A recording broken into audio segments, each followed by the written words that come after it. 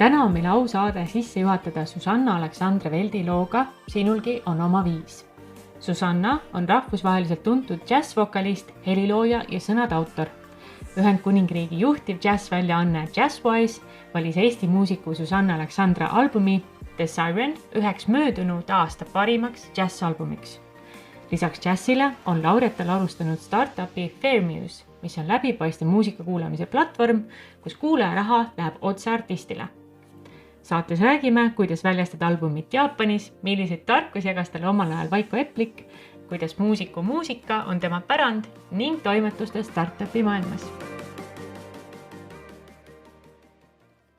Sinulgi on oma viis, ei ta kuulu teistele ei helise, ma teada võres südameis. Ainult sinu rütmis voolab su oma meloodia, küll sa näed nii, on kindlangi veel. Kui sul oma laul on kaasas kõigile naerad, see on sinu salarõõm. Sinu jõud, sinu laeng, sinu hetk, sinu aeg on käes. Kellelegi aru andma ei pea, oma südant kuula, nii on hea. Aitäh, et tulid meile saatesse Hullult vinge. Meil on täna ülipõnev lauljatar, aga mitte ainult tõeline entreprenööritaja, mida sa kõik ei tee, aga tundub, et see läbiv joon muusika ikkagi. Absoluutselt ja tere ka kõigile. Mul on väga hea meel siin olla. Jah, minu elu kirg on muusika ja kõik, mida ma teen, on muusika ümber.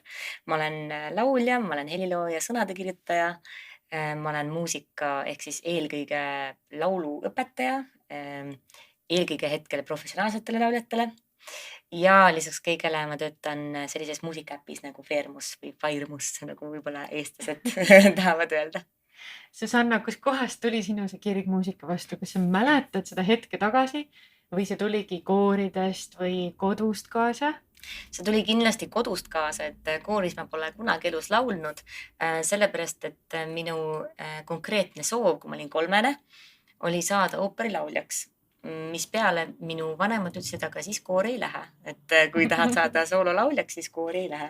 Ja sellepärast ma ka ütlesin oma lauluõpetajale, kes mind kogu aeg koori kutsus, et ma ei saa tulla, ma tahan hakata ooperilauljaks. Ja mul oli väga konkreetne põhjus olemas talle. Aga jaa, see tuli kodust kaasa, sest et ma sündisin muusikute perre. Minu isa on saksofonist Virgo Veldi. Minu vanaema siis ema poolt oli Eevi Ross, pianist, klassikaline pianist. Ja vanaisa Aleksander Ryabov, klarnetist ja dirigent ja aranžeerija. Ja muusikat oli meil peres kogu aeg, meil tehti kodus proovi, bändid mängisid, olid peod, kus tulid muusikud ja siis hakkasid jämmima ja ma käisin väga palju kontsertidel, ma käisin väga palju teatris, ka ooperis, et kust muidu see soov tuli, on ju. Nii et ma olin väiksest peale kogu aeg muusikategevustes sees. Kas sa mängid ise ka mingisugust pilli? Ma mängin klaverit, aga ütleme nii, et ma esineda sellega ei julge. Aga ma kasutan seda kui tööriista, et kirjutada muusikat ja õpetada. Ja ma mängin või hakkasin nüüd võtma kitarritunde, et pubekana mängisin, kirjutasin selliseid lihtsaid poplugusid sellega ja nüüd siis olen käinud uuesti 2 kitarritunnis, aga olen olnud praegu natuke halb õpilane, sest aega on vähe. Minu jaoks on hästi huvitav just see, et tavaliselt ju kui hakatakse laule kirjutama, siis nad ju kasutavadki mingisugust instrumenti saateks, eks ju, et kas see on alati hädavajalik? Kuidas siis arvad? Laulude kirjutamiseks, jah. Just. Tegelikult tänasel päeval ju ei ole, et väga paljud inimesed kirjutavad laule nii, et nad ei oska üldse mängida. Et on ju olemas kõik võimalikud luubid ja produtseerimise tööriistad ja just nimelt sample'id ja võtad kuskilt mingi gruuvi ja paned natukene mingi klaveri gruuvi sinna peale ja paned mingi biidi alla ja ongi lugu ja siis laulad midagi peale ja ongi, et sul ei ole tegelikult muusikalisi teadmisi vaja, et muusikat luua. Kas see, et sa sündisid siis sellise muusikalisse perekonda, kas tundub, et see oli sul kuidagi ette kirjutatud võib-olla, et sinust saab siis võib-olla äkki laulja?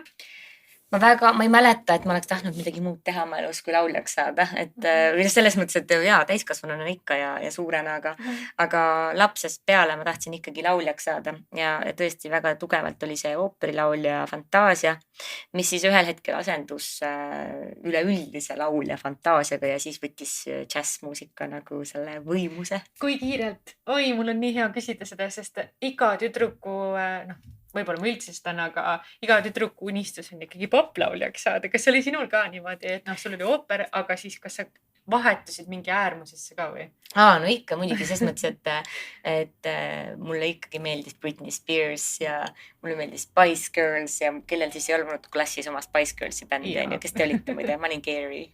Mina olin mis see on see Emma? Emma. Ja. Ma ei mäleta, need on see blond või?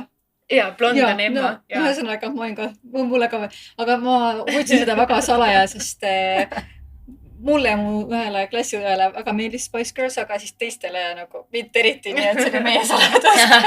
Aga siis guilty pleasure. No meie ikka tegime iga vahetund proovi.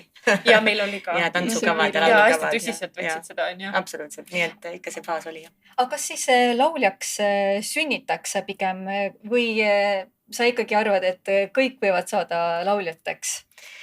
No ma ei tea, kas nii saab öelda, et kõik sünnivad selleks, et kindlasti osadel inimestel on osade asjade jaoks paremad eeldused kui teistel ja see ei tähenda tingimata geneetikat, on ju, või et kes su vanemad on, aga näiteks mõned asjad on füüsilised, on ju, et näiteks kui keegi on väga pikk, siis ta sobib paremini korvpalluriks kui keegi, kes on lühike.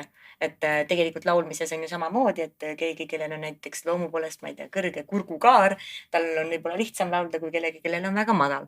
Et mingid ka füüsilised eeldused võivad olla. Aga ma arvan, et üldjoontes on ikkagi laul võimalik igal ühel õppida laulma. Lihtsalt mõnest tuleb kergemini, mõnest tuleb raskemini. On sul mõni olnud selline õpilane ka, et alguses ei anna lubada, aga siis tegelikult selgub, et oli kuskil kurgu taga peidus. No palju on selliseid lauluõpetajaid ka, kes tegelevad lauljat või õpilastega, kes näiteks ei pea viisi, et klassikalises mõttes on ju. Ja tegelikult on täiesti võimalik õpetada inimesi viisi pidama või enamus inimesi ikkagi, seda on võimalik õpetada, aga mina ei ole tegelikult sellega tegelenud ja ei ole ka leidnud, et see on parim kasutus minu oskustele, sest et ma olen ennast tegelikult treeninud õpetajana ka tegelikult väga kõrgele tasemele, õppinud Soomes ja USAs ja ma arvan, et minu teadmised ja oskused on kõige kasulikumad neile, kes juba on lauljad ja tahavad siis oma karjääri viia nagu sellele järgmisele tasandile. Et sellepärast ka ma olen ise fokusseerinud rohkem professionaalsetele lauljatele ja lauluõpetajatele, et anda neile need teadmised, mis neil on võib-olla jäänud kuskilt natukene nagu lünklikuks. Ma tahaks teada sinu sellest just, et sa hakkasid rääkima, et sa valisid džässi mingil hetkel, on ju, et kuidas sinu karjäär Eestis sai üldse alguse just selles valguses, et džäss on ta ei ole ju mainstream, et seda ei kuule kõik, aga Eestis veel enam, kuna meil on nii väike rahvus, et kuidas see rulluma hakkas sul niimoodi lahti? No ikka läbi vanaisa, sest vanaisa oli džässmuusik ja kodus olid jämmid ja kui sa ikka kasvad selle sees üles, et muusikud tulevad koju, vanaema teeb süüa, võetakse natuke viina, siis võetakse pillid välja, on ju, meil oli kodus tiibklaver loomulikult, on ju, hakati mängima ja siis sa oled see väike tüdruk, seal kõik onud on nii toredad ja tädid on ilusad ja siis nad kuulevad seda muusikat ja siuke mõnus sumin. Võt see sumin ja siuke nagu turvatunne ja siis see muusika seal kõrvus, et see ääretus soojus, mis sellega kaasa tuleb, et alati kui ma selle peale mõtlen, siis tuleb siuke nagu mõnus mälestus ja ma arvan, et see oli tegelikult see, kus päris armastus selle muusika vastu alguse sai ja siis juba hiljem teadlikumalt ma hakkasin seda muusikat kuulama ise, kui ma olin umbes 13 ja avastasin ise enda jaoks, et oi, kui šarmantne see on. Või nagu just ma kuulasin nüüd siukest laulet nagu Julie London ja tal on siukene siuke hääl ja siis ta laulis Go slow, honey. Siis mõtlesin, Jesus, et see on kõige seksikam asi, mida ma elus olen kuulnud, et ma tahan ka niimoodi laulda. Ja siis järjest rohkem nagu sukeldusin sinna džässi maailma, lihtsalt hakkasin õudselt palju nagu matkima teisi lauljaid, et kuidas nad fraseerivad, on ju, kuidas nad oma häält kasutavad ja kuidagi see muusika imas mind endas. Kas su eesmärk oligi jääda nagu Eesti maastikule tuntuks saada või kohe välja liikuda? Mul ei olnud mitte kunagi sellist soovi jääda Eesti maastikule. Kas sa juba eos teadsid, et siin seda publikut ei Jaa. jagu ikkagi? Ja muidugi, ma arvan, et Eestis sul on sisuliselt muusikuna või lauljana, et sul ongi nagu igas äris on ju, sa mõtled kohe, et kes su sihtrühm on, eks ju, et minu äris siis, kui võtta muusika, siis on sihtrühmasid, sul on sisuliselt valida, kas sa valid Eesti ja olla Eestis popstaar või et Eestis see nõutuim staar. Ja sellel on siis plussid on need, et sa oled Eestis väga tuntud, sa ilmselt saad Eestis väga hästi elatud, aga miinused on selles, et Soomes võib-olla ei huvita kedagi see, et sa oled Eesti popstaar või mujal, eks ju. See areng justkui nagu natukene, see pärsib nagu seda arengut. Ja või nagu see pärsib nagu seda võimalust, et kus sa nagu veel saad minna, eks ju, et igas riigis on nagu oma need teatud popstaarid ja need see muusika, mida nad teevad, see tegelikult on korduv. Need sõnad, mida nad laulavad, need on korduvad. Need viisid, mida nad laulavad, need on korduvad. Enne rääkisime akordidest, need on korduvad. Et sul on tegelikult nagu igas riigis on nagu see oma nagu keegi, on ju. Igas riigis on oma Justin Bieber või oma keegi selline, eks ju, kui nüüd nii võtta. Praegu sa räägid ja mul tuleb esimese inimesena, kes on meil tuntud ka ju popstaar, on Laura Põldvere ju, kes oli ka džässi taustaga, aga tema, tead, ma võib-olla ütlen liiga, aga kas ta liikus ju džässist popi peale, mitte vastupidi ju? Mul on tunne, et Laura on alati paralleelselt tundnud huvi nagu mitmetest asjadest. Et jah, et praegu täpselt on rohkem popi peal. Ja ma tean, et on ju paljud artistid käivadki ju välismaal lisaks õppimas lihtsalt nähes, et oma tämbrit nagu veel võimsamaks ja tõesti ju piiridest välja minna, et hästi tore on kuulda, et sa said kohe sellest aru. Ma natukene siin uurisin su tausta ja et millega oled tegelenud. Panin tähele, et sinu album on siis ka Jaapanis välja tulnud. See on päris lahe, et ma ei tea, kui paljudel Eesti artistidel on kuskil Jaapanis tulnud album välja. Ja Tõnu Naissoo näiteks ka. Tõnu Naissoo näiteks, Eesti pianist, ta just rääkis, et ma ei tea, kas ta on mingi üüratu numbri albumeid välja andnud Jaapanis. Kui lähe. Aga miks Jaapan? Kas jaapanlastele meeldib Eesti siis artistid või kas on... Jaapanlastele meeldib džässmuusika väga. Neile meeldib põhjamaine džäss väga. Ja mina sattusin sinna läbi selle, et ma kohtusin Soome pianist Joonas Haavistoga, kes on saaranud mitu albumit välja. Ja ta oli minu muusikat kuulanud ja pakkus mulle välja, et kas ma ei tahaks koos temaga teha albumit Jaapanisse. Ja sellepärast me üldse hakkasimegi koostööd tegema. Ja siis hiljem see samme album sai välja ka Soomes. Et jah, ja tegelikult meil pidi Jaapanis olema suur tuur kontsertsaalides ja pidime ka esinema ühes kõige suuremas nagu muusika raadiosaates, et siuke nagu 200 miljonit inimest kuulab seda raadiosaadet. Ja siis mis juhtus? COVID hakkas ja see kõik jäi ära ja seda lükati kõigepealt edasi mingi 3-4 korda. Ja praegu on Jaapanis majanduslikult väga raske olukord, nii et sisuliselt on praegu kõik ootamas paremat aega. Aga plaanis ikkagi on, et millal ei tea. Aga... Ma loodan, et ma ikka ühel hetkel jõuan sinna, jah. Oleks lahe. Olete ka mujal esinemas käinud erinevates riikides, et kus sa veel oled reisinud ja esinemas käinud? No eelmine aasta oli siin üsna aktiivne, et tegime väikse Euroopa tuuri, mille käigus me olime Saksamaal, Prantsusmaal, Belgias. Ja siis ma läksin, ma ei mäleta enam, kas enne või pärast ma läksin Kanaari saartele, kus ma esinesin Gran Canarial ja Tenerifel väga ägedates kontsertsaalides. Ja eelmise aasta suvel olin, see mul läheb juba natuke häguseks, Itaalias käisin, Tšehhis.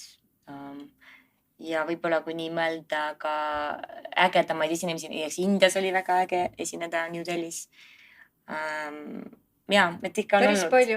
Kuidas sa hindad neid erinevaid publikuid? Et kas on hästi erinev sinu jaoks või kuidas sina lauljana tajud seda? Ikka publikud on erinevad, aga ma ei ütleks, et ainult nagu riigiti, aga ka riigi sees, et Eestiski üks päev esined Pärnus ja teine päev esined Raplas on ju ja Haapsalus publik on kuskil, erinev. et see täiesti oleneb ka päevast ja et kes sulle satub sinna parasjagu.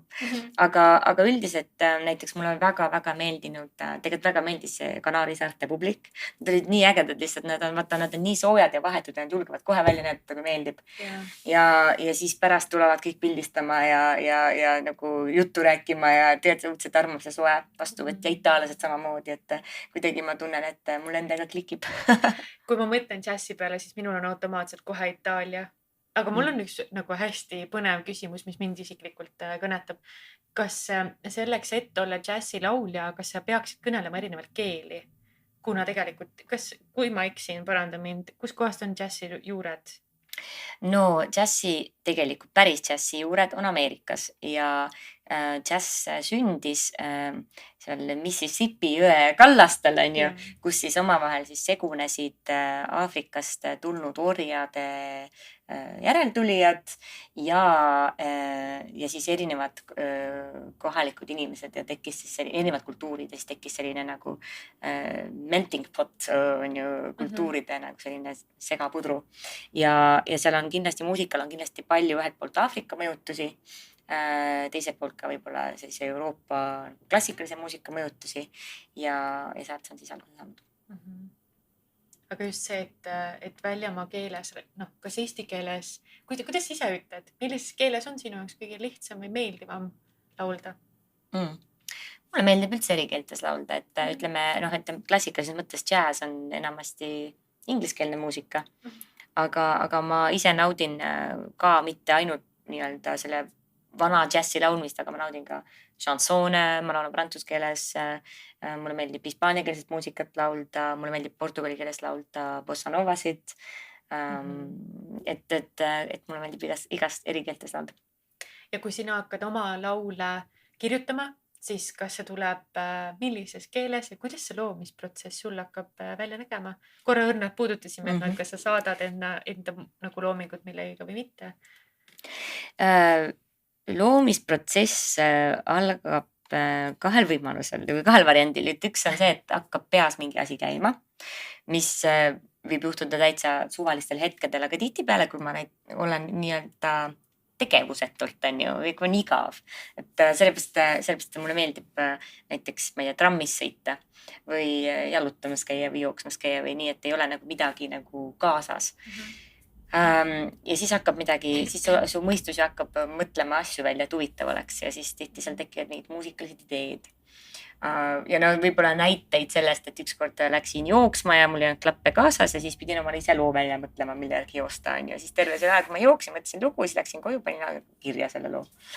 Ja siis teinekord näiteks Pariisis jalutasin ja siis hakkas samamoodi niimoodi lugu käima peas ja siis tuli refrään oli olemas ja siis läksin ja siis hakkasin mõtlema, nii, mis nüüd enne refrääni peaks saama.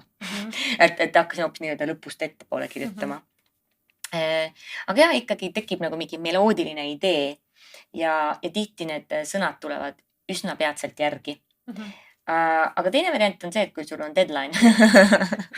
Kas on lihtne ammutada inspiratsiooni, kui sul on deadline peal? Jaa, muidugi. See on väga hea, sellepärast, et siis sul on vaja mingi asi teha algusest lõpuni ja siis sa lihtsalt hakkad tegema ja teed ära, sest et ma mäletan kunagi Vaiko Eplik andis ühe workshopi, kui ma veel Elleri koolis õppisin.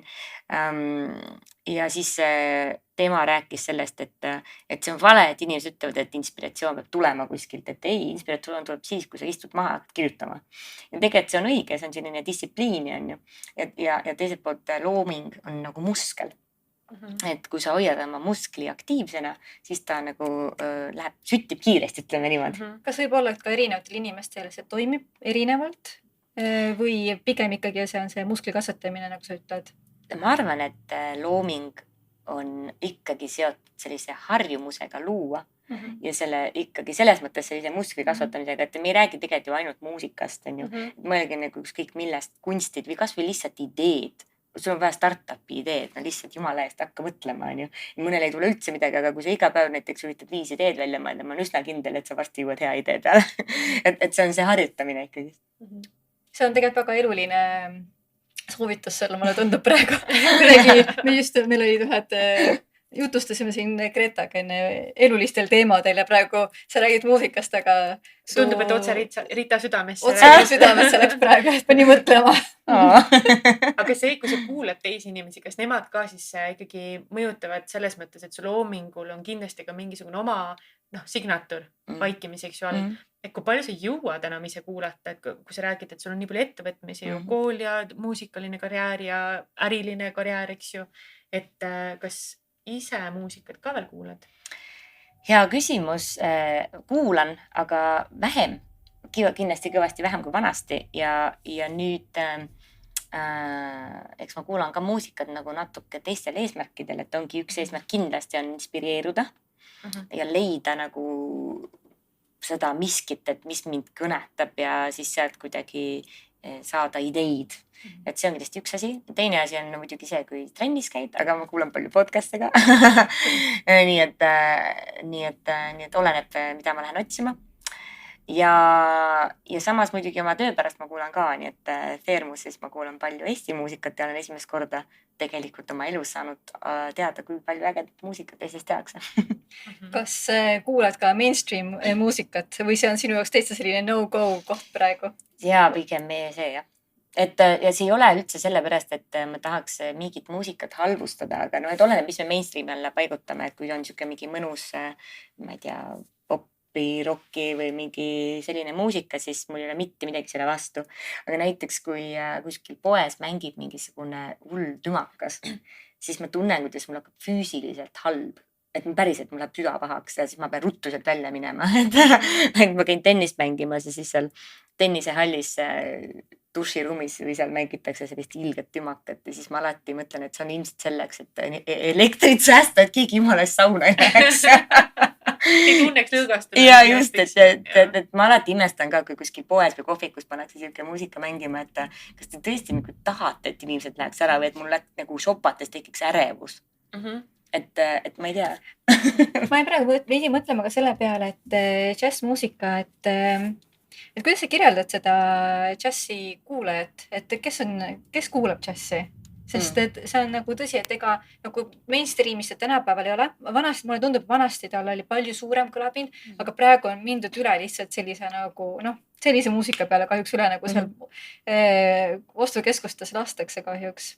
Aga võib-olla see sõltub ka sellest, et mida sa ise näed enda mätta otsast, et mina näiteks arvan, et on inimesi, kes just vastupidiselt on väga etno, on minu arust Eestis väga popp ju vaata, kus meil on igasuguseid folgi üritusi ja asju, eks ju, et see sõltub ka sellest, mis ise kuulad võib-olla on ju. Aga jazz, Philly Joe's, eks ju, on ju Tallinnas väga tuntud koht. Jaa, aga näiteks kui me räägime ostukeskustes, näiteks minu meelest Kaubamajas mängib alati jazz. Et minu meelest Kaubamajas 5+, et ma veedan selles mõttes muusikalises mõttes hea meelega aega, et minu meelest paljud siuksed nagu osadest võib-olla poodides on ju mängitakse siukest generic lifti džassi on ju, aga ikkagist vähemalt see ei ole siuke muusika, et mis tekitab siukest nagu tungi põgeneda.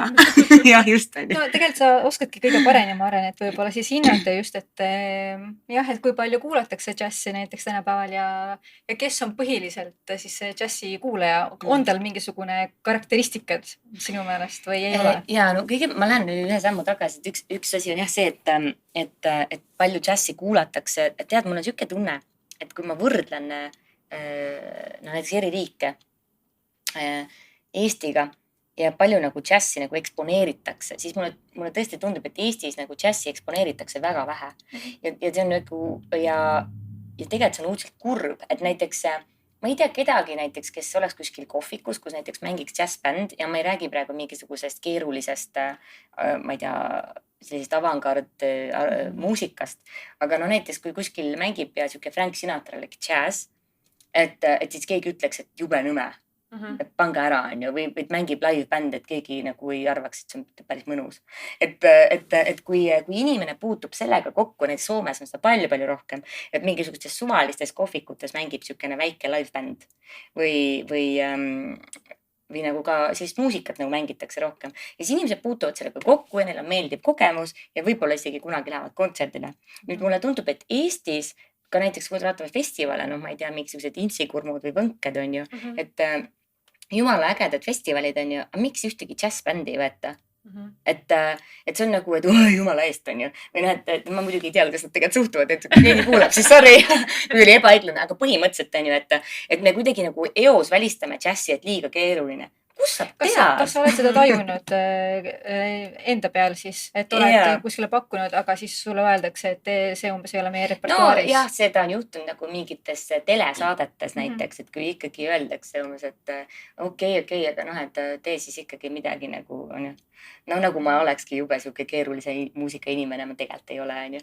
Aga noh, et ikkagi umbes hoiatatakse, et tee midagi lihtsalt, on ju. Et noh, et see suhtumine on ikka siuke, et džäss peab olema keeruline, aga see tegelikult küsimus on selles, et kuidas džässi on müüdud, on ju.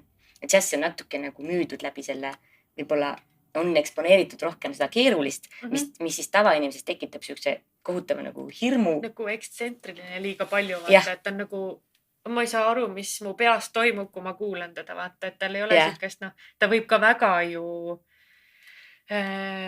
raamistikust väga välja ulatuda, vaata, et talle meeldib refrään, talle meeldib nagu kaasa laulda väga lihtsalt juppi viis, eks ju. Tegelikult on sul jah. Ta on nagu selline, kas võiks öelda, et intellektuaalse inimese muusika? No ei, ma just tahaks just sinna minna, et kogu point ongi see, et džässil on ju mitu eri astet.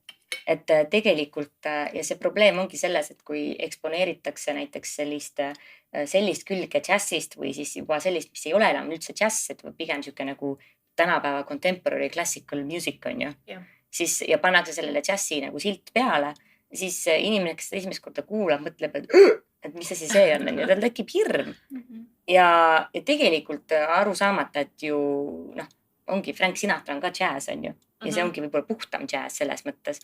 Ja ma ei tea kedagi, kes ütleks, et jube on. Et New York, õudne laul. Et see ju enam-vähem meeldib kõikidele.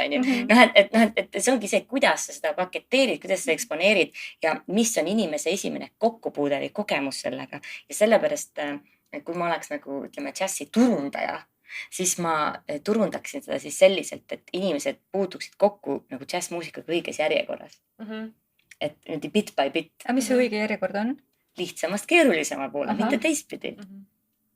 Sest see suhtes, et minul, ma ei saa öelda, et oleks kunagi olnud džässiga kokkupuudet, ma olen nagu kuskil siit-seal natukene niimoodi kuulnud, aga et kuidagi minna ja kuulata niimoodi, et konkreetselt, et nüüd ma võtan oma aja maha ja ma nagu süvenen, et seda mul pole õieti olnud, et justkui, ma ei tea, et kas on siis jah, et see turunduse osa, et see pole kuidagi, noh, ma räägin endast isiklikult kuidagi eriti jõudnud, ma ei tea, kuidas Greta. Ma ei tea, ma tahan täiega juba su keset sulle ausalt sulle vastu võida nii palju erinevaid ägedaid neid festivale on Eestis. Jazzcar on, Tallinn Music Week on, mille ma olen mitmeid kordi käinud. Seal on nii palju erinevaid artiste üle maailmselt kokku toodud. No vot vist nagu jah, hästi oleneb sellest seltskonnast. Kas sa oled huvitanud ka erinevatest muusikastiilidest? Väga paljud piirduvadki, ütleme, popiga, mis tegelikult katab väga palju otse ja ääri juba täna ära. Ja noh, võib-olla Frank on ka pigem ju popilikum. Ta on kergem kuulata, eks ju. No ta oli omal ajal oli popartist, aga tegelikult see stiil on jazz. Jah. Nii et purustame müüte. Purustame müüte ja tulge džässi kontserdile, aga uurige natuke enne ette, et ärge andke alla, kui esimene kogemus on halb. Siis me võime sinu albumitest alustada, ma saan aru. Alustage lihtsamatest lugudest. Näiteks The Love Song on mul siukene lihtsam lugu. Ja siukene pop-džässilik, võib-olla siuke Nora Jonesilik või selline. Nora Jones väga kõnetab. Lähen kohe kuulama pärast. Kas mind või Noorat? Sind ikka, sind. Väga hea. Aga sina kui laulja, et sa oled ka helilooja ja kirjutajaga, eks ju. Et kas on sinu äriline pool ka, mis toetab sinu laulukarjääri näiteks? Et kuidas sa seda kirjeldad? Jaa, kindlasti, et ühelt poolt minu jaoks see loomise moment on väga-väga oluline. Aga teiselt poolt autorid ka teenivad autoritasusid. Et tegelikult loomulikult see on ka alati väga teretulnud, et need tasud ei ole nii suured, aga see on alati selline, ma ise mõtlen, et see on selline ühelt poolt siuke passiivne tulu ja teiselt poolt selline investeering iseenda intellektuaalomandisse. See ei kao ju mitte kuhugi. Ja see ei kao kuskile, just nimelt. Ja. See on ju põhiline, mina olin kunagi lapsena, ma korra teen väikse kõrvalevõike, ma vaatasin hästi palju muusikute elulugusid, tohutult paelusid sellised saated, kus räägiti, et mis siis sellest pärandist, sellest legacy'st edasi saab, kui see muusik pärandab edasi. Täna Franki pealt ju teenivad ka inimesed tänaseni raha nii-öelda surnud muusikute pealt. Tegelikult kunst ongi ainuke võimalik viis, kuidas pärast oma surma veel passiivset tulekut, tegelikult on pärandatav ettevõte sisuliselt või ettevõtmine. Et kuidas sa ise tunned, et kas see ongi see, mida sa üritad enda laulukarjääris nagu laiendada ka, et see passiivne tulu oleks suurem kui su aktiivne tegemine lõpuks? Ma ei ole sellest kunagi niimoodi mõelnud. Ma arvan, et see oleneb, kui hästi sellega läheb. Et muidugi mulle tegelikult meeldib kirjutada muusikat ka teistele lauljatele. Et ka see on üks viis, et tegelikult täiesti vabalt kirjutada popmuusikat või popmuusika sõnu või viise ja täiesti teistele lauljatele, et see on täiesti nagu lahe ja põnev asi, mida teha ja saadki nagu ümber kehastuda mingis mõttes olemata, kasutamata ise siis seda toodet või seda loomingut, mis sa kirjutad. Mõni näide poploost? No näiteks välja tulemata laul veel praegu Ellipiga koos kirjutasime ja ma arvan, et see ühel hetkel tuleb välja, saate kuulda. Väga lahe. Kas sa tahaksid, lihtsalt minu sportlik huvi, kas sa tahaksid kirjeldada seda loomist nagu sa lähed, milline su päev välja näeb või kuni selle hetkeni näiteks, millal ta välja tuleb, et mis ampsud seal on, mis on tavaliselt kõige keerulisemad näiteks just ärilise poole pealt. Kas seal on ma ei tea, rahastus või on see stuudiopinna leidmine, et oletame, sa oled oma sampliga nüüd valmis ja nüüd on su peopesal ja siis sa hakkad minema, aga kuhu sa lähed sellega? Okei, sa mõtled nagu albumi väljaandmist või? Kas singli või album, ma saan aru, on ju suurema mahuga on ju, aga näiteks singligi. Ja see täitsa oleneb, et jah, album on kindlasti suurem amps, et jah, ütleme, kõigepealt on vaja see materjal valmis saada. Kõigepealt kirjutada, sõnad kirjutada ja kogu see loominguprotsess läbi teha, salvestada, siis on mix master, on ju, stuudiotöö. Siis on kindlasti vaja leida rahastust, et siis sa kirjutad neid projekte ja küsid rahastust. siis sa metamorfoosi käigus sinust saab ühtäkki turundaja ja PR inimene, see kirjutab pressiteateid ja neid asju, on ju. Siis vahepeal peab tegema sellise otsuse, et kas muusika anda ise välja või annab selle välja mõni plaadifirma. Nii et nii-öelda plaadifirmadega selline diili shoppamine, eks ole, ja siis see, et kas leida omal sobilik või siis jah, ise see välja anda. Siis kui see ise välja anda, siis sul on vaja muidugi kujundusele mõelda ja tiraažidele, kui sa tahad füüsiliselt välja anda. Siis on vaja välja mõelda, siis on vaja saada mingid teatud koodid, mingisugused EAN-koodid ja ISR-koodid ja nii edasi, nii et see on nagu üldjoontes siis see protsess, et ja siis see album tuleb välja, siis tuleb teha kontsert, on ju, ja tuur bookida ja siis muidugi tuleb teha ka palju ennetavat turundust, et plaat jõuaks paljude kriitikuteni ja et sa saaksid siis arvustusi ja meediakajastust ja kõike seda. Kas sa ise saadad kriitikutele oma albumit? Viimase albumiga meil läks sellega päris hästi tegelikult, et mul oli abis üks UK PR professionaal ja Eestist oli mul abis minu väga hea sõber, ka PR professionaal ja me tegime palju koostööd, nii et ma palju ka kirjutasin ise tekste, aga nemad aitasid neid välja saata ja kõikidele inimestele edasi viia. Ja mis puudutas siis seda UK inimest, et sealt ma sain siis lihtsalt nagu, tema saatis kõik need eelmeilid kriitikutele, kes siis saatsid vastu, et kas nad tahavad füüsilist koopiat. Ma saatsin välja kuskil 70 füüsilist koopiat, CD-sid ja siis nad maandusid nende kriitikute laudadel ja siis sealt tuli ka päris hästi neid vastukäesid.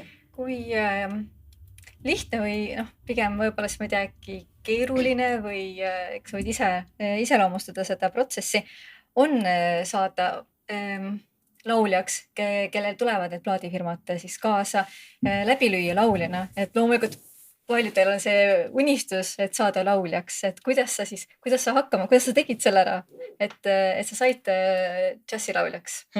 Ma siiani teen seda. Selles mõttes, et ma ei leia, et ma olen selle nagu ära teinud, et see on kogu aeg work in progress, et sul on, et lihtsalt nagu need unistused või fantaasiad, kus ma omadega olen, et need on ju väga kaugele, aga see karjäär on step by step, et sa mõtled nende jaoks need platvormid välja ja iga kord, kui sa annad välja albumi või singli, sa alati ehitad nagu selle eelmise kihi peale.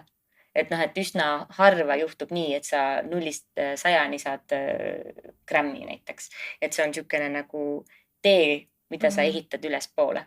Ja eriti selles mõttes, et on Eestist on nagu üsna raske seda teha, sellepärast et noh, et poolt ongi, et Eestis noh, džässmuusikat kuulatakse üsna vähe ja Eestist välja saada ja nagu noh, kogu see eksporditöö on ju, et see on tegelikult väga suur töö. Et ma olen tegelikult nii-öelda teadlikult kontakte loonud alates sellest peale, kui ma olin 17, et ühel hetkel, kui ma olen valmis, et siis mul on olemas see võrgustik, ütleme nii, ja tegelikult noh, see on people business ja sul on vaja luua häid suhteid ja mitte lihtsalt, et sul on vaja nagu, kuidas ma ütlen, neid inimesi sellepärast, et sul on neid vaja, aga need asjad, muusikad minu meelest sünnivad sellepärast, et sul on inimestega hea kontakt.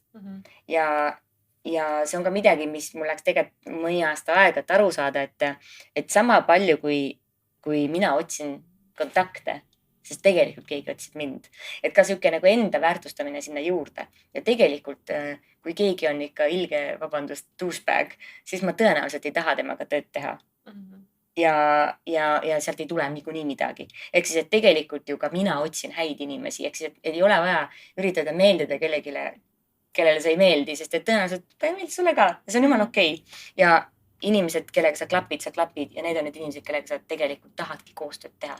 Ja tänapäeval muusikamaailm on nii suur ja publikut on palju tegelikult, et valikut on palju, aga ka kellele teha on palju. Ehk siis, et ma arvan, et kui õiged inimesed saavad kokku, siis sa ka leiad need õiged inimesed, kes sind kuulavad. Mul tekkis kohe paar küsimust siin vahepeal. Esiteks, ma tahaks teada selle kohta, et kuidas sa väldid plagiaati. Et kas see üldse on džässis nii aktuaalne teema, sest see on ikkagi, ma saan aru, seal nagu kopeeritakse just inspiratsiooni mõttes, aga kas just konkreetselt laule. Ja teiseks, kuidas on sinul läinud erinevate nende plaadifirmadega? Kas see on tõesti selline, ma olen kuulnud, see võib väga brutaalne olla vahepeal see selline enda müümine ja nende omavahelised kokkulepped, see on äriline pool, vaata, kui kauaks oma hinge neile müüd. No kõigepealt, ma ei ole kunagi niimoodi aktiivselt plagiaadi vältimise peale mõelnud. Ma arvan, et ilmselt, no eks ikka tuleb ette, et mingi lugu on kellegi moodi natukene või midagi sellist, aga eks seal on omad reeglid ilmselt, et kui palju peab olema, et oleks plagiaat. Võib-olla popis on seda nagu raskem vältida, kuna need laulustruktuurid ja akordid ja viisid on nagu, noh, there are only so many ways you can nagu combine nagu chords on ju. Et võib-olla nagu seda on nagu, võib-olla džässis lihtsam vältida. Aga teine küsimus siis plaadifirmadest. Mul on ainult 2 plaadifirmaga praegu kokkupuude, et üks on siis see minu Jaapani plaadifirma, millega meil on väga straight nagu, vabandust, ma nii palju inglise keelit kasutan, see on nii halb, ma ei tea neid sõnu võib-olla hästi. Aga kellega meil on väga nagu aus diil, et nemad tegelevad ainult füüsilise albumi väljaandmisega Jaapanis ja mina saan iga müüdud albumi pealt siis mingi summa. Ja siis mul on see Soome plaadifirma. Ja ühelt poolt nad on väga prestiižne plaadifirma, nendega kataloog oli väga hea saada ja see oli ainult selle 1 albumi raames, nii et ma ei ole mingit hinge müünud neile, aga tõsi on, et tänapäeval peab olema selles mõttes ettevaatlik, et millele sa alla kirjutad, kui palju sa mingeid õigusi ära annad, mida sa sellest vastu saad, et iga inimene, kes muusikat välja annab, peab olema intelligentne selle koha pealt ja võib-olla ka ise teeksin tulevikus midagi teistmoodi. Sest sageli ma olen kuulnud, ma ei tea, kui aktuaalne see Eestis on, aga luuaksegi seetõttu enda plaadifirmad just, et need tingimusi ise sätestada. Et näiteks meil on Eestisse ka jõudnud suured nimed, eks ju, ma ei tea, kas Sony ja mis need kõik on suured plaadifirmad, et need võib-olla aheldavad hästi kõvasti kinni selle artisti, vältimaks siis seda, et see nii-öelda see žanr läheb nii kaduma sellest, mida nemad esitavad, vaata, või esitlevad siis on ju. Kas sina oled enda plaadifirma peale ka kunagi mõelnud? Olen küll, et tegelikult mul on praegu mitu muusikalist plaani, mida välja anda, et üks asi on see, et ma tahan anda välja vinüüli mis oleks eestikeelsete lugudega ja just sihukeste nagu džässilugudega. Ja teine asi, ma samal ajal teen ka natukene popimat projekti, sihukest nagu pop, soul, funk, sihukene muusika. Ja sinna tuleb siis, ma arvan, segu eesti ja ingliskeelsest muusikast. Ja sinna kirjutame lugusid praegu, see on hästi lahe, sest see on hoopis teistmoodi. Ja tegelikult, eks loomulikult, kui on mingisugune album või singel või muusika välja tulema, siis loomulikult hakkad kohe mõtlema, et tuleb uurida, milliseid tingimusi pakuvad olemasolevad plaadifirmad ja siis tuleb mõelda, et tegelikult mul see oskamine on olemas. Ja siis tuleb see küsimus, et kui palju ma viitsin ja jaksan ja jõuan. Just. Ja et tuleb panna lihtsalt plussid miinused paberile ja teha siuke lihtsalt puhas kalkuleerivatsus. Aga mina juba saladuskattel tean, et see on midagi seoses küll mitte plaadifirmaga, aga sul on mingisugune väga põnev projekt, mida sa tegelikult lauludele lisaks siin kõrval teed. Sa tegeled startup-indusega. Mis sa teed? Mis on Vermuse? Ja, Vermuse on Eesti muusika äpp, mis keskendub kohalikule muusikale ja milles kuulaja raha läheb ainult nendele, keda ta kuulab. Kuidas ta on siis erinev teistest sarnastest äppidest?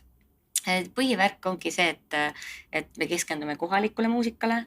Tõsi, praegu see on Eesti muusika, aga tulevikus me tahame olla kohaliku muusika äpp globaalselt. Ehk siis, et oleks lihtne leida erinevate riikide muusikat, mis sind huvitab ja erinevast riigist teatud žanri muusikat, mis sind huvitab. Ja teine point on just nimelt siis selline nagu rahaline läbipaistvus, et teistes muusika äppides, kui sina maksad kuulamistasu ja näiteks kuulad Taukarit, siis sinu raha ei lähe üldse Taukarile, et sinu raha läheb näiteks, kes meil on pop praegu, Jay-Z'le on ju, võib-olla ta ei ole enam nii pop, aga ikkagist, et sinu raha läheb kellegile rahvusvahelisele suurele. Aga meie tahame ikkagi rohkem kokku tuua selle kuulaja ja artisti ja et kuulaja teab, kuhu tema raha läheb ja artist saab olla rõõmus, et talle ka mingit raha tuleb. See mõlemapoolne huvi on kaetud, eks ju? Ja, just nimelt. Selline nii-öelda fair trade, et see on ju popiks läinud, et sa ostad võib-olla vabakana pidamise mune ja fair trade kohvi, aga muusikas kahjuks see on natuke lapsekingades veel. Kus see idee alguse sai? Kas sa said inimestega kokku ja otsustasite ära teha või? Muusikud kõik koos arvasid, et võiks olla siuke koht. Tegelikult sellised tuuled sinna poole on puhunud juba tükk aega ja muusikud on olnud rahulolematud praeguste streaming teenustega just nimelt selle raha jaotamise pärast. Ja selle mõtte peale tuli Reigo Ahven COVID ajal, kui kõik esinemistulud jäid nulli ja siis oli veel eriti karjuvalt selge, et kui esinemistulusid ei ole, et siis ei tule nagu kuskilt neid tulusid. Ja vanasti ostati plaate, nüüd ei osta keegi neid ka, et midagi peab selles muutuma. Ja nii et Reigo Ahven on meie founder.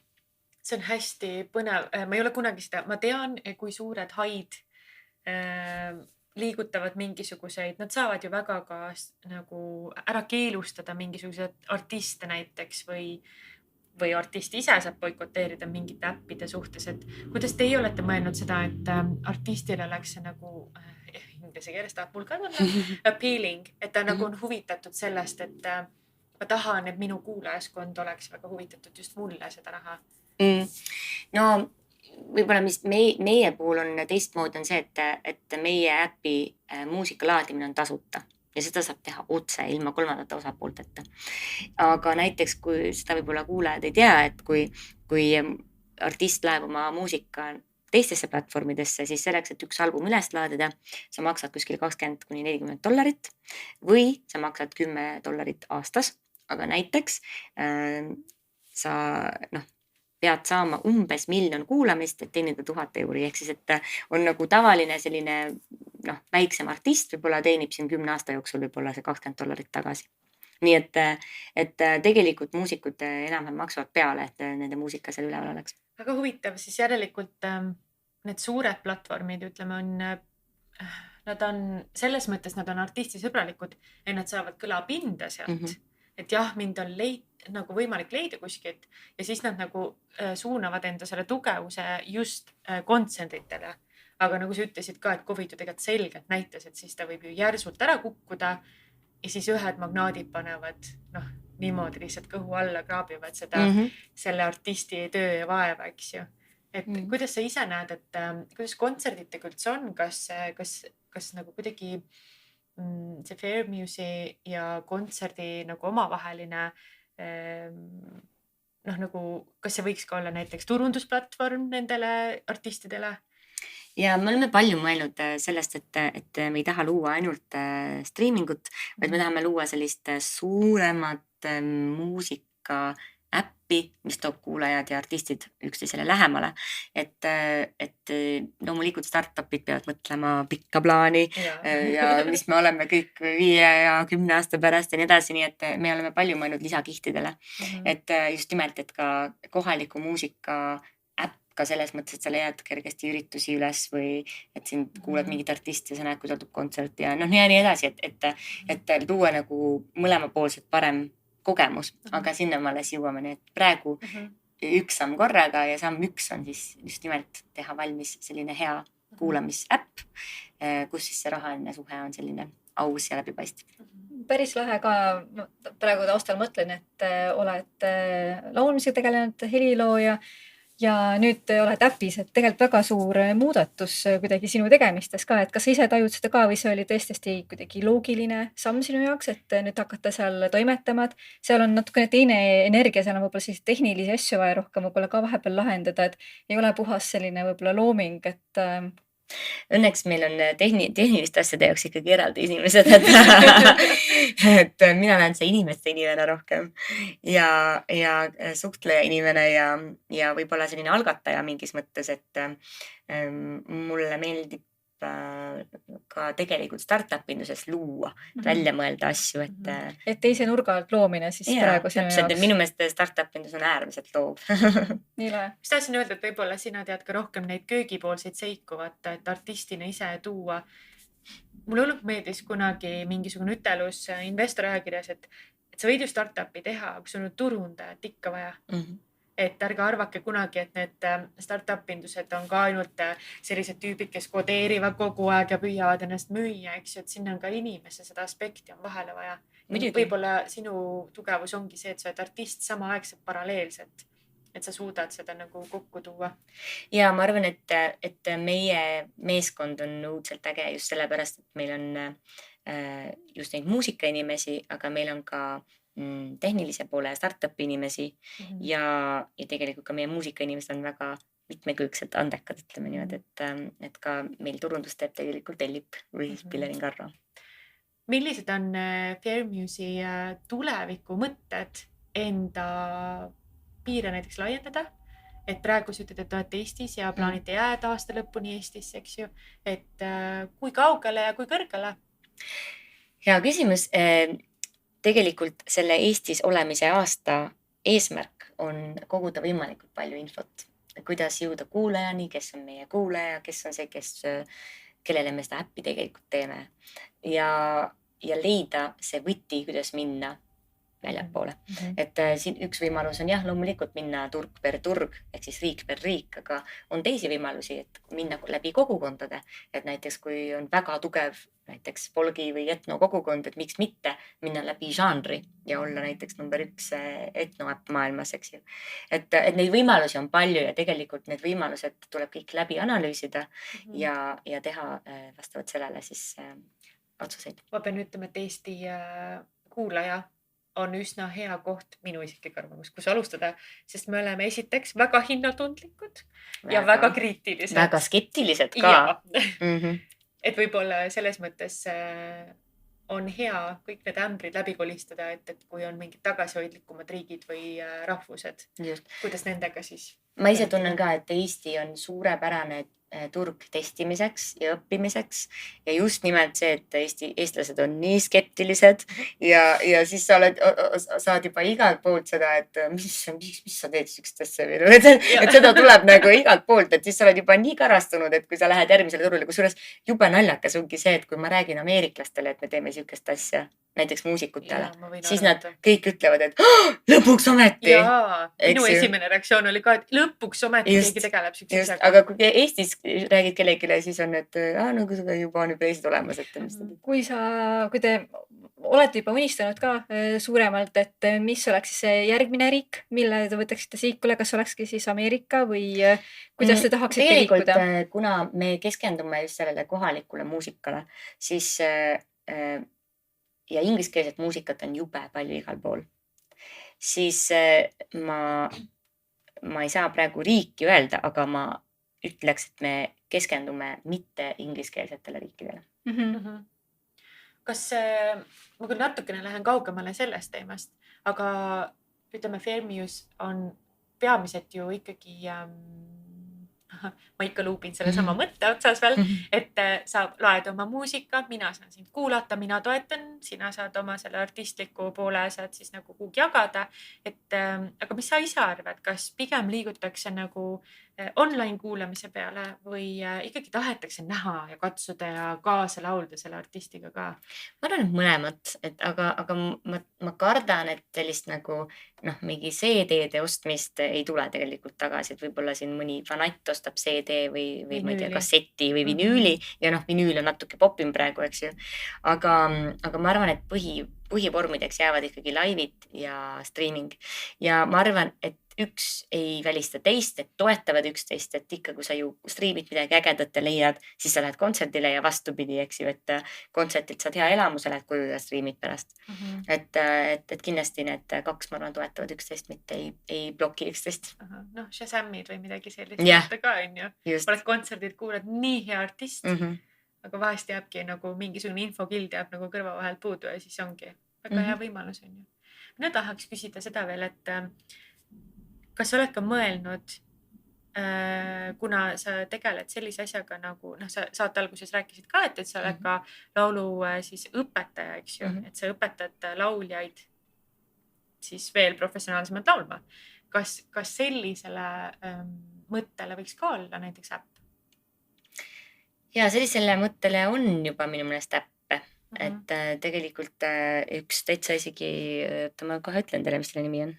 Ja ma just mõtlesin, et ma uurisin, mind kõnetab väga see mõte, et su see Singability programm, et nagu sa ise ütlesid, et kahjuks mind täitsa algajad ilmselt sinna ei oota.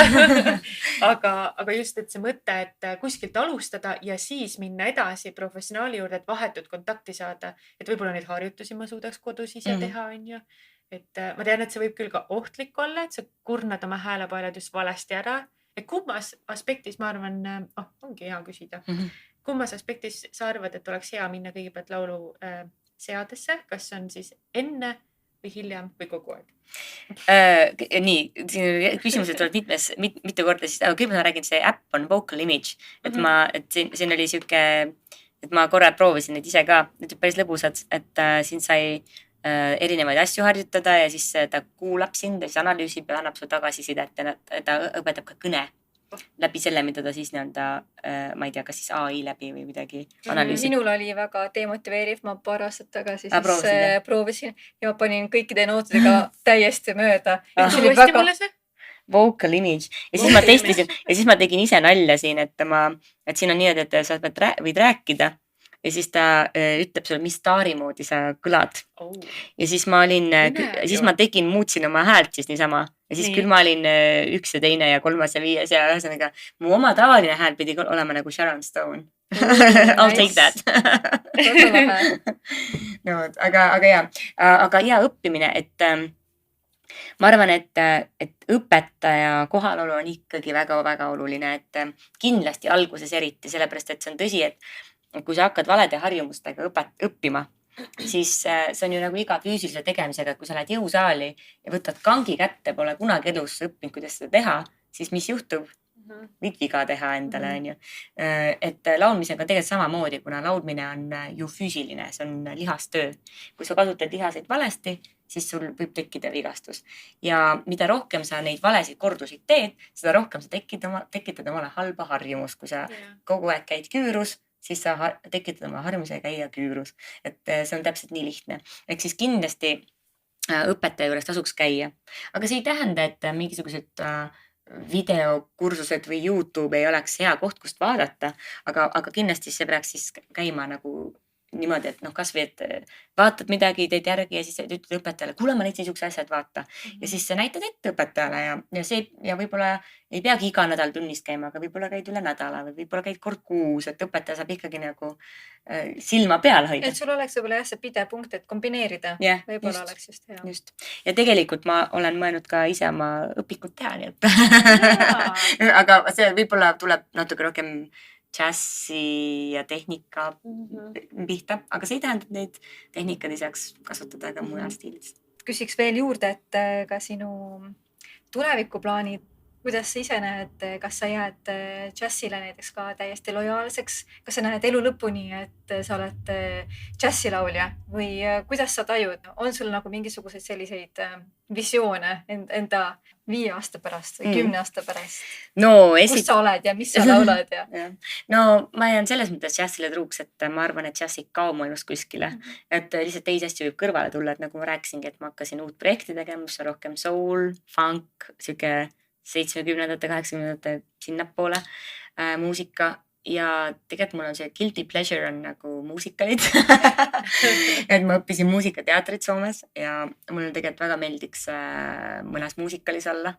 Kas sa pole olnud? Ei ole muideks jah, et ma olen tegelikult õppinud seda, aga ja Eestis muideks ei tehta üldse selliseid casting uid väga, et raske on teada, kui need toimuvad. Ise pead algatama. Ja just jah.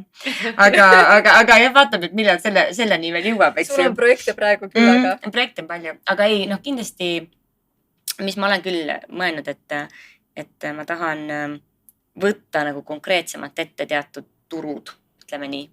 Et praegu mul on Itaaliaga olnud väga head suhted ja ka see suvi lähen Itaaliasse õpetama ja esinema.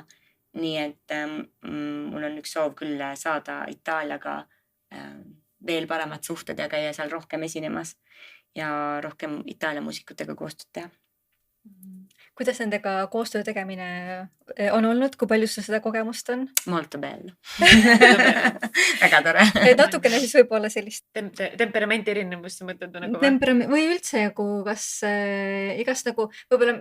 Jah, nagu me nimetame neid köögipoolseteks asjadeks, et või mida meie näiteks kuulajatena võib-olla ei pruugi üldse teada, et mis asjad üldse toimuvad või mis on võib-olla mingid vahvad seigad olnud võib-olla koostöö tegemisel, võib-olla erinevad kultuurid ja riigid ja või üleüldse. No kui ma esimesed esinemised tegin Itaalias, siis need toimusid selliste vendadega nagu Emanuele ja Adriano Urso ja nad teevad siukest swing-bändi, teed 30-ndate stiilis on ju. Siuke väga lõbus. Ja väga lõbus ja ma käisin neil nagu külalislauljana siis esinemas nendega ja elasin 6 aega Roomas ja käisime nendega igal pool ja siis nad on ühte kahjuks enam ei ole, aga nad siis on sellised vennad, et nad kõik, mis nad teevad, on 30-ndates põhimõtteliselt. Või no, võib-olla kõige uuemad asjad 50-ndatest. Mõtle, kui lõbus sul elada. No jaa, et nagu riided on ju, kell, autod. Seda mingi 60-ndate aastate autoga, siis oligi mingi 60-ndate aastate furgoone. See oli jube lõbu, siis sõitsime ja nad keelduvad mängimast nagu digitaalsetel instrumentidel. Ehk siis, et üks on klarnetimängija ja siis, kes lahkus meie seast, oli pianist. Ja siis oli selline seik, et siis me sõitsime esinema Rooma keskuses, oli siuke uhke palazzo, kuhu turisti ei lasta üldse, see oli täiesti erakätes on ju. Ja auto pidi kuskile kaugemale jätma. Ja see oli siis siuke 60 aastate siuke minibuss. Nii. Ja mina siis olin oma nende, ma ei tea, 20 sentimetriste kontsadega ja siukse pikka siitkleidiga ja nii. Ja siis poisid hakkasid siis klaverit tassima ja see oli mingi, ma arvan, 200 meetrit sellest palazzost. Ja pianino oli autos. Nii, siis minnati see pianino sealt välja. Mina vaatasin, et oi jumal, mina ei viitsi, ma lähen edasi natuke ja kõnsin mingisse kohvikusse. Ma ei tunne neid. Võtsin omale gelato ja klaasi mulli ja lihtsalt vaatasin show'd nii-öelda. Ja siis nad tulevad ja tassivad seda pianinot ja püsivad kohale sinna palazzo ette ja siis selgub, et see esinemine on veel 3. korrusel. Ja tead, ma lihtsalt niimoodi naersin nagu, ja siis lihtsalt sellepärast, et keelduvad mängimast digitaalset instrumente ja siis võetakse pianino kaasa ja ise transporditakse see kohale. No ühesõnaga, mingid siuksed lood, et mida ma olen nagu lõbusasti nagu läbi elanud. Susanna, aga mis su suveplaanid on, mis lähitulevikuplaanid ette näevad? Ja kas saab sind näha esinemas ka? Ja kas Eestis ka? Muideks ma esinesin just päris palju Eestis, et mul oli Eestis väike tuur Andre Maakeri ja Janno Trumbiga. Ja praegu suvelainele minnes on rohkem esinemisi tegelikult isegi Soomes ja siis Itaalias juba. Aga jah, et juunis ma lähen õpetama Sibeliuse Akadeemia suvelaagrisse Soome, siis jään sinna esinema veel. Juulis ma plaanin küll olla rohkem Eestis ja esinen Pärnus, nii et tulge kuulama Pärnusse, kus on see, ma ei tea, mitte laulukoer, aga siuke väike lavake seal ranna juures. Ja, no võt. Ja nii, et paar kontserti on ikka, vaadake kodulehelt ka täpselt, ma luban, et ma update'in seda infot ka.